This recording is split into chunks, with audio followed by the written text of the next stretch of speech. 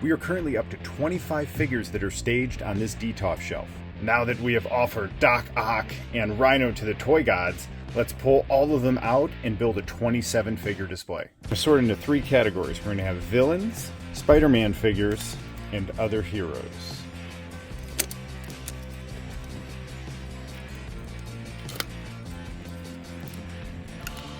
Since Doctor Strange appeared on the series so many times, I am putting the Walmart exclusive Doctor Strange in this display.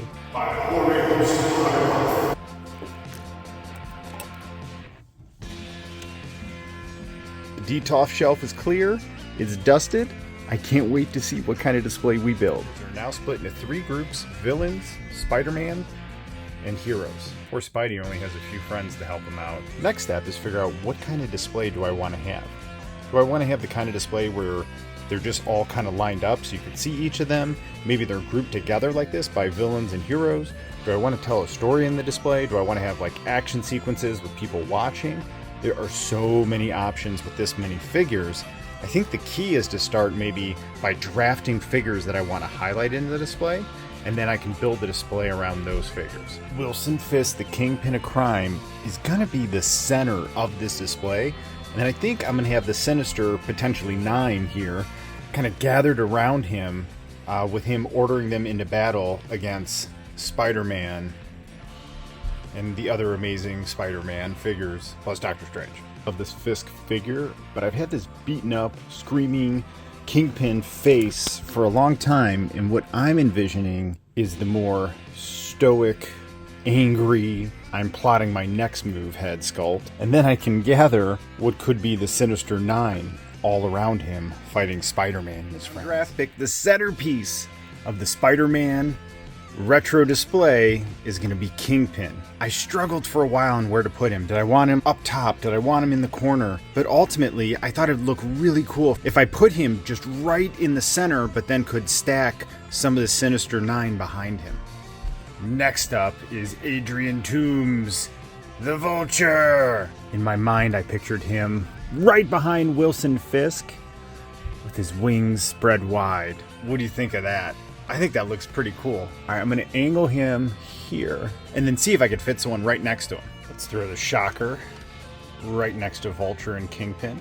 Yeah, dude, coming together nicely. We have a 2-for-1 coming up with the Hobgoblin and Enter Sandman. To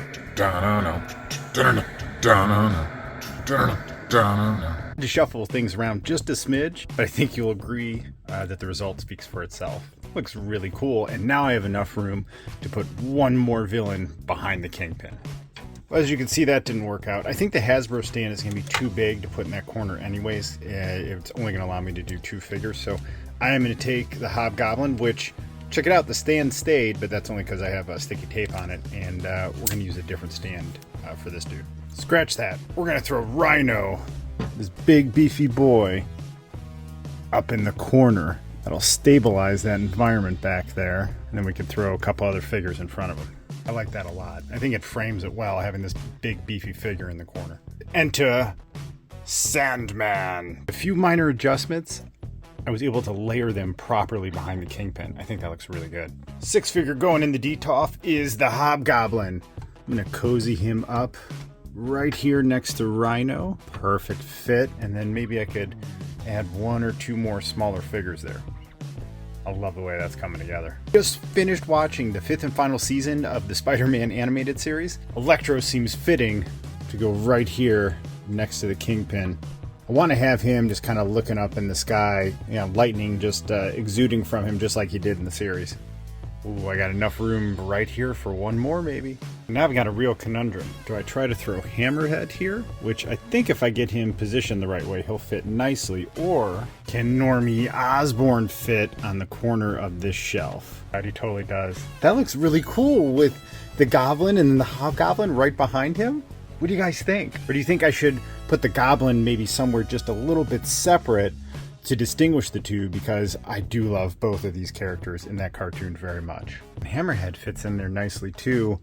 I do like the juxtaposition, but then where do I put this goblin? Maybe right here. Just had a cool thought. I push Kingpin over to the right, and if I turn the Goblin glider to the side, we could have Norman kind of looking over at Kingpin, and then the Kingpin looking down at Norman, maybe. We'll see how the rest of the layering goes. I think I'm going to start on this side, and let's start adding some heroes. And I think it's all going to culminate in the middle with Doc Ock and Spidey battling. Just had a good idea. Before I move to the left side, see if I could slot Peter Parker right here with his Spidey sense face. Oh, dude, that looks so cool with all the villains behind him.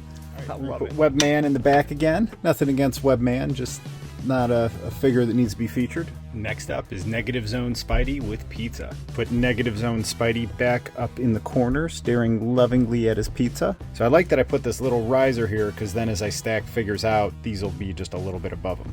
Let's layer in Spider-Man 2099 right there. Cyborg Spidey is up next. Turn him this way. There he goes. He's giving out a Geek Strong for Dino.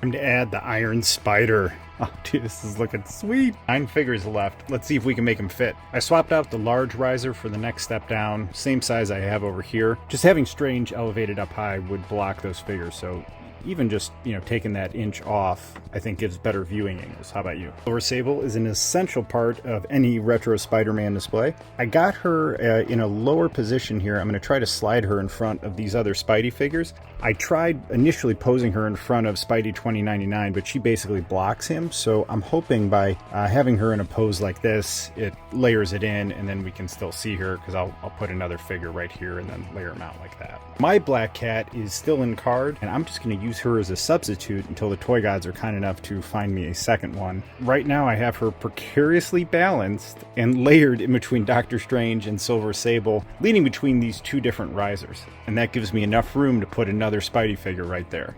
This is one of my favorite Spider-Man figures. I love this Ben Reilly design. I got him in a really cool spider crouch, and I'm going to place him right on that riser. Oh, he fits perfect, dude.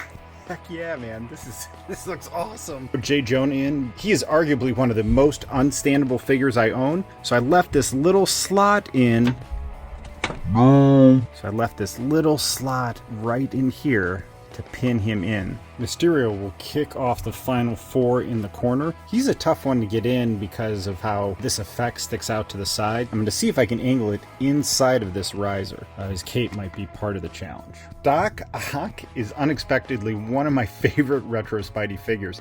I just picked him up in the 2-pack with Silk, and even though I was very much against it initially, I'm so glad to have one of my Holy Grail figures now. We're going to put him here fighting somebody.